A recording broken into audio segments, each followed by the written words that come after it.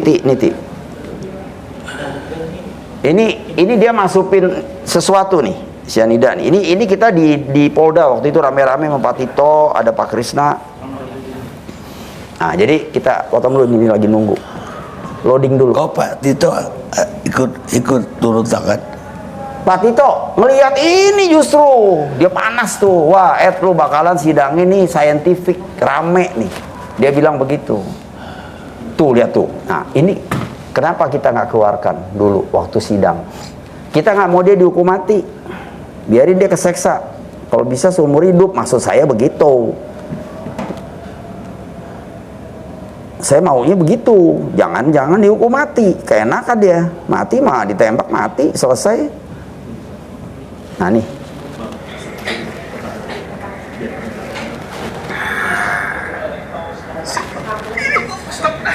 Ini polisi sampai teriak-teriak kesenangan nih. Yang mana? Oh, ini. Ulang ya. Perhatikan tangan kiri dia. Ini belum pernah dikeluarkan.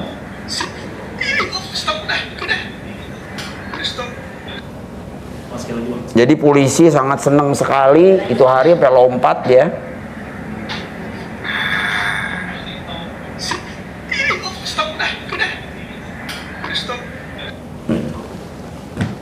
Kongres Belige Akademi, ya kita sangat prihatin ya dengan jawaban jaksa perihal dengan tanggapan jaksa atas memori PK Jessica Kumala Wongso ya. Dalam kontra memori PK mereka, para jaksa mengatakan bahwa novum yang merupakan video yang didapatkan dari stasiun TV One ya, dan di situ ada pernyataan bahwa Edi Darmawan Salihin dan Tito Karnavian dan Krisnamurti itu sengaja tidak menghadirkan potongan atau penggalan video yang ada di kamera 9 ya, untuk tidak dihadirkan di persidangan karena mereka tidak mau Jessica dihukum mati, jadi disiksa saja seumur hidup, begitu statementnya dia kira-kira ya. Jadi tanggapan jaksa atas novum tersebut adalah sebagai berikut, kita lihat. Ya, di sini dalam memori PK Jessica Kumala Wongso ya, argumennya adalah BAP Muhammad Noah Lazar ya, pada metadatanya halaman 15 28 Januari 2016 mencatat CCTV 9 pada pukul 15.35 sampai 16.59 WIB memiliki 50.910 frame ya. Sementara pada BAP Christopher Harimanrianto 15 Maret 2016 halaman 7 mencatat CCTV 9 dalam rentang waktu yang sama hanya memiliki 50.810 frame. Terdapat selisih 100 frame antara kedua laporan ahli tersebut. Jadi argumennya adalah 100 frame ya dibuang sesuai dengan statement dari Edi Salihin di video TV One tersebut yang menyatakan ada penggalan video yang tidak dihadirkan di persidangan. Nah, berikut adalah tanggapan jaksa atau kontra memori PK yang sangat menggelikan ya. Ini mungkin jawabannya Muhammad Noah Lazar ya, yang dikutip oleh jaksa, karena jaksa sendiri tidak paham dengan apa itu metadata ya. Saya kira ini adalah jawaban Muhammad Noah Lazar yang katanya ahli digital forensik kelas internasional, tetapi jawabannya inilah. File rekaman CH 09, jumlah frame-nya yang benar adalah 50.810 frames. Sesuai dengan hasil analisa frame pada BAP Lab 246. Adapun analisa metadata yang menunjukkan jumlah frame 50.910 adalah salah ketik. Ya. Dan ini sudah disampaikan ketika memberikan keterangan ahli di depan persidangan. Jadi ini kebohongan lagi ya. Kebohongan ditutupi dengan kebohongan. Di persidangan tidak pernah Muhammad Noah Lazar ya membahas tentang metadata, apalagi mengkoreksi bahwa metadata di BAP dia untuk CH09 ya, mulai dari pukul 15.35 sampai 16.59 itu dikoreksi atau salah ketik ya. Kalau itu ia terangkan di persidangan, maka semua argumen dia gugur. Bagaimana mungkin metadata itu salah ketik, ya? Karena metadata itu kan produk dari tools, ya, tools yang sederhana, ya. Jadi bukan diketik. Jadi kalau tidak diketik, kok salah ketik? Seharusnya dia bilang salah edit, itu yang cocok ya. Inilah ya betapa mereka sangat menggampangkan, mengkerdilkan peran dari CCTV, karena sudah kita bongkar bahwa video CCTV yang dihadirkan oleh jaksa maupun yang dihadirkan oleh Muhammad Noah Al-Azhar dan Christopher Harimanrianto adalah produk rekayasa menggunakan freeware, premix, dan e-write shop ya. Kalau kita lihat sedikit tentang metadata, ya metadata itu berisi tentang ada metadata deskriptif ya, ada metadata teknis. Deskriptif itu seperti nama, penjelasan tentang video tersebut. Kalau metadata teknis yaitu berisi tentang kodek, resolusi, laju frame dan lainnya ya. Nah, inilah bayangkan ya seorang ahli digital forensik Bareskrim Polri ya Muhammad Noah Al-Azhar dengan enteng metadata salah ketik. Ini kan terlalu barbar, brutal, biadab ya mereka ini ya. Terlaluan sekali. Ya inilah metadata, contoh produk metadata ya menggunakan exit tool GUI ya. Ya, ini juga kalau kita pakai media info ya seperti ini, metadata itu bukan diketik. Ya, jadi kita melihat hukum di Indonesia ini terhadap barang bukti digital semena-mena ya. Sudah ketahuan rekayasa tapi ditutupi terus dengan kebohongan-kebohongan. Ya, kalau kalian download e-write shop ya, builder atau e-write shop build ya, di sini kan bisa dilihat sini ya.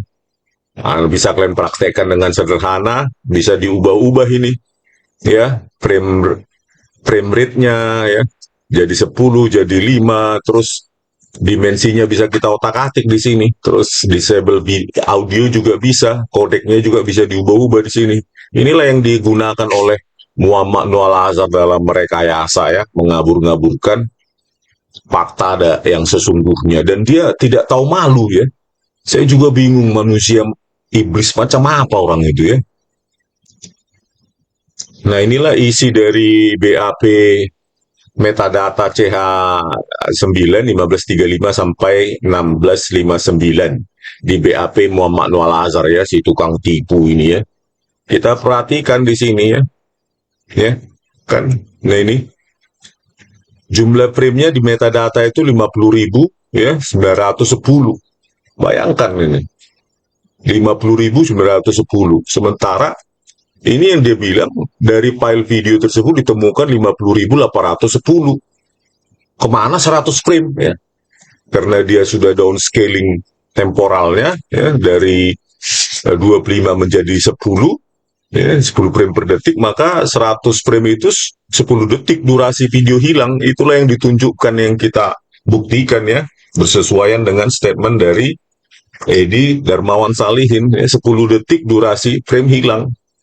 Dan di sini kita buktikan ya, untuk kamera 9 1535 sampai 1659 ini kan harusnya bisa menangkap sedotan, warna kopi, volume kopi yang disajikan oleh Agus Triyono di kamera 9, itu kan harusnya ditangkap dengan terang dan jelas dengan 2 juta pixel per frame. Tapi ya malah dikaburkan oleh Muhammad Noah Al-Azhar ya di kamera 9 ini. Ya, pergerakan tangan Jessica kalau benar apa yang mereka tuduhkan malah tajam sekali di sini, malah dikaburkan dengan ya ini di metadatanya kita tangkap ya. Di sini tercatat jejak digitalnya ya, created with Super C, build plus recorder, e-write shocks ya. Inilah yang dia pakai. Ya. Bayangkan. Ya, brutal sekali dia ya, kodeknya atau format itu MPEG-4 visual. Harusnya AVC atau H264 sesuai dengan spesifikasi dari Telview, DVR Telview FD161S di KPO Luthier yang digunakan, dan lebarnya menjadi 960, harusnya 1920, tingginya menjadi 576, harusnya 1080 piksel, laju frame-nya 25 sesuai dengan keluaran dari DPR Telview FD161S ya, harus 25 atau 30 fps, malah diturunkan menjadi 10 fps ya. Jadi inilah, nah ini juga tercatat juga writing library-nya iRedsoft C ya, copyright. Jadi inilah brutalnya ya. Jadi dia mengotak-atik, mengabur-ngaburkan semuanya pakai iRedsoft, setelah itu dipotong lagi, dibuang lagi 100 frame. Emang brutal sekali Muhammad Noah Lazar ini. Ya penegak hukum tapi sampah ya. Ini kan Pak Prabowo harus memecat orang ini, membinanya ya. Kalau bisa seumur hidup ya, agar tidak terulang lagi. Masa laboratorium komputer forensik Bareskrim Mabes Polri dijadikan begini ya, jadi studio animator kayak gini ya. Ya. Kalau kita tengok lagi ya, spesifikasi DVR Telview yang digunakan pada saat itu di Cafe Olivier ya 16 kanal ya, apanya kompresinya, kodeknya, kompresornya itu H264 atau dikenal dengan Advanced Video Coding ya, H264 ini yang terbaru. Terus resolusinya 1920-80 dan kita lihat di sini laju frame-nya. Nah ini kan 25 fps atau 30 fps ya. 25 frame per detik atau 25 gambar per detik itu untuk PAL ya, yang sering digunakan ya di Indonesia. Terus 30 fps untuk NTSC, National Telecommunication System Committee. Jadi itu bayangkan bagus ya. Kodeknya bagus ya, terbaru H264 atau Advanced Video Coding.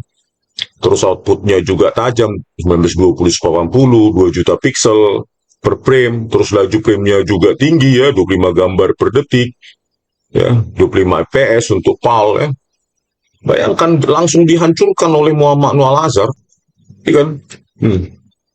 Langsung diturunkan kodeknya, diturunkan derajatnya menjadi MPEG 4 visual, jadi lebih apa ya, lebih tua, hasilnya lebih lebih kabur ya, karena ini kan lebih kurang efisien kalau dibandingkan dengan H264 atau AVC. Nah ini juga aplikasi yang dipakai ya, inilah itu untuk mengotak-atik. Inilah pekerjaan Muhammad Noah Lazar, manusia setan itu ya, inilah. Semua pekerjaannya adalah memanipulasi, padahal digaji rakyat bukannya untuk menolong rakyat, untuk mencari kebenaran, malah memanipulasi, ya, membengkokkan kebenaran itu ya. Siapa lagi yang menyuruh dia kalau bukan Tito Karnavian dan Krishnamurti ya, itu sangat masuk akal ya. Tidak mungkin dia itu punya otoritas mengotak-atik barang bukti digital kalau tidak diperintah oleh atasan tertinggi dia saat itu, Polda Metro Jaya 2016 ya, Tito Karnavian dan Krishnamurti. Kalau kita tengok di BAP Muhammad Noah Lazar juga di poin 27 ada jawaban dia itu. Nih, ya. Yang mana rekaman CCTV dalam flashdisk tersebut memiliki 8 bit depth dan 1920 pixel, 1080 pixel untuk width and height. Ya. Jadi 2 jutaan pixel malah diturunkan menjadi 0,5 juta pixel ya. Makanya di persidangan PK 4 November 2024 kemarin saya sebutkan ya, distorsinya itu baik distorsi akibat diturunkannya dimensi frame dan laju frame itu ada 89% ya, distorsi tersebut 89%-an. Jadi yang di persidangan itu hanya disajikan oleh Muhammad Noah Lazar ya cuma 10%-an. Itulah yang dianalisa oleh psikolog, kriminolog, toksikolog, ahli pidana dan lainnya ya. Itu belum dianimasi dia. Karena saya yakin begitu dia menggunakan mengotak-atik dimensi frame menggunakan freeware semacam iRedsoft, maka dia pasti menggunakan tool-tool lain ya untuk memanipulasi, menganimasi semacam pergerakan tangan, objek-objek lain seperti paper bag dan lainnya. Itulah gunanya dia untuk mengabur-ngaburkan itu, untuk menutupi animasi dia ya. Jadi saya berharap kalau Presiden Prabowo mendengar ini bergerak cepat Pak ya. Kalau Bapak memang ingin menegakkan hukum dengan tegas, mulai dari aparat kepolisian, baru kemudian tangkap dan pecat jaksa-jaksa yang berkhianat ya, yang bekerja sama dengan Christopher Harimantrianto, Muhammad Noah Lazar, dan Tito Karnavian, ya, Krishnamurti. Karena terbukti si flash disk di tangan jaksa itu berubah-ubah terus. Kadang 13 folder, kadang 11 folder, kadang isi folder 7 itu menjadi 3, kadang 4, ya. Folder CCTV 9 juga begitu, kadang 2, kadang 3, folder CCTV 3 juga kadang 2, kadang 3. Itulah ya penipuan jaksa juga yang bekerja sama, khususnya jaksa Sandiandika dan Ardhito Muardi itu ya. Kan penipu itu, Pak. Harusnya ditangkap, dipecat, dipidanakan ya. Rakyat tidak mau membayar jaksa-jaksa pengkhianat semacam itu ya, bekerja sama untuk memanipulasi barang bukti digital. Oke pemirsa, sekian dulu lah ya tanggapan konyol dari para jaksa ini, mengatakan salah ketik ya, salah ketik untuk metadata ya. Kalau metadata bisa diketik, maka semua sudah diketik-ketik mereka semua gitu ya. Memang terbiasa untuk mengotak-atik metadata berarti ya. Ya begitulah tanggapan untuk menutupi kebohongan dan kebohongan, penipuan dan penipuan. Sudah kita ungkapkan juga penggunaan e-Redshop sebagai freeware untuk memanipulasi video CCTV ya. Tetapi tetap saja bersikeras ya, khususnya Sandiandika itu yang tidak tahu malu itu ya, menampilkan kebodohannya di depan umum, di depan publik ya. Tidak ada moralitas sama sekali ya. Oke, sampai sekian dulu. Horas. Semoga berhasil ya. Amin, amin, sama-sama. Terima kasih.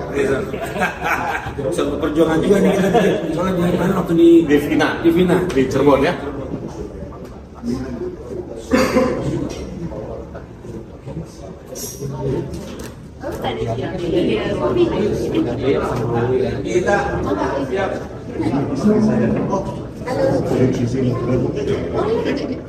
Elektronik boleh nggak? Yang pasti itu sudah jauh dari kebutuhan yang mulia. Tidak boleh menurut. Tidak boleh, baik yang mulia. Untungnya dalam persidangan 2016 ini jadilah bukti petunjuk ya, bukan alat elektronik. Saudara ahli tadi masih lama enggak? Kalau masih lama kita satu ya. Saya pengen jawaban sendiri.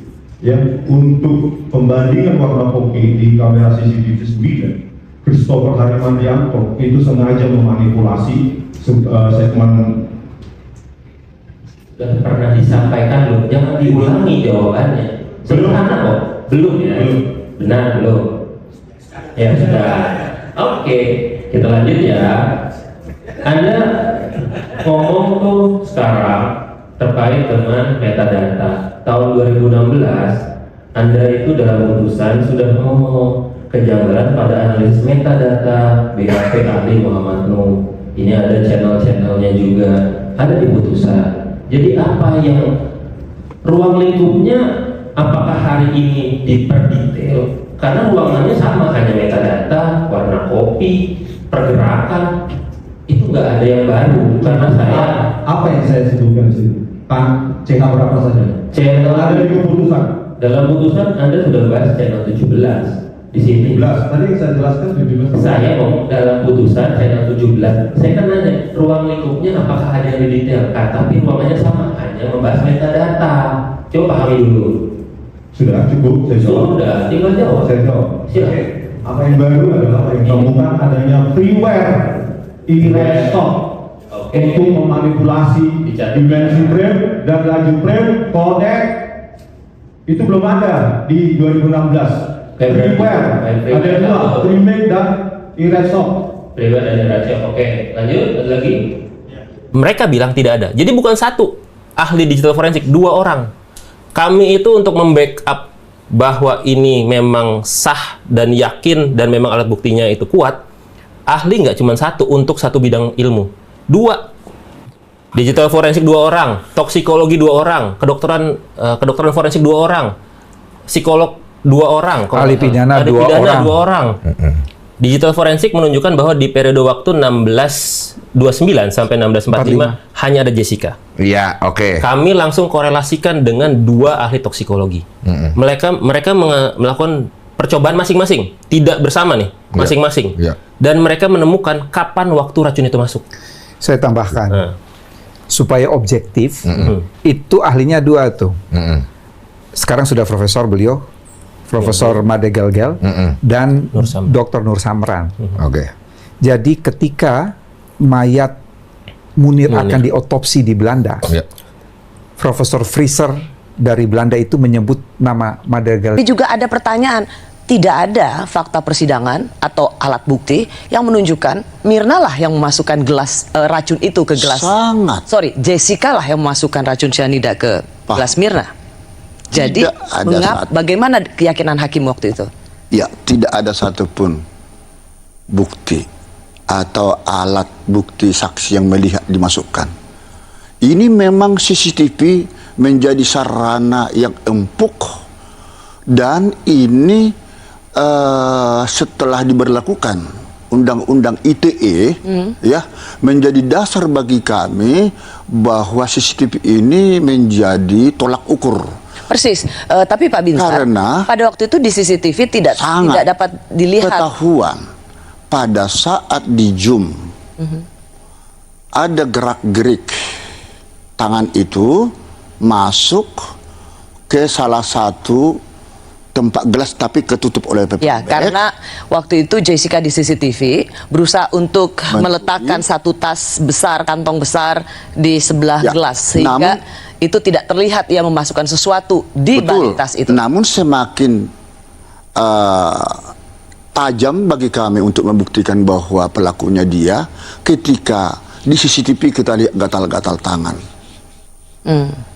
Kalau serbuk sianida kena ke tangan, banyak melepuh, kalau sedikit gatal-gatal. Hingga gatal di paha, dibuang celana jeans. Alasan katanya sobek. Bagi kami mau dibuang alat-alat bukti, barang bukti tersebut yang menjadi alat untuk mematikan seseorang itu, no problem. Justru disitulah keyakinan hakim timbul. Jadi keyakinan hakim itu tidak muncul seketika. Dari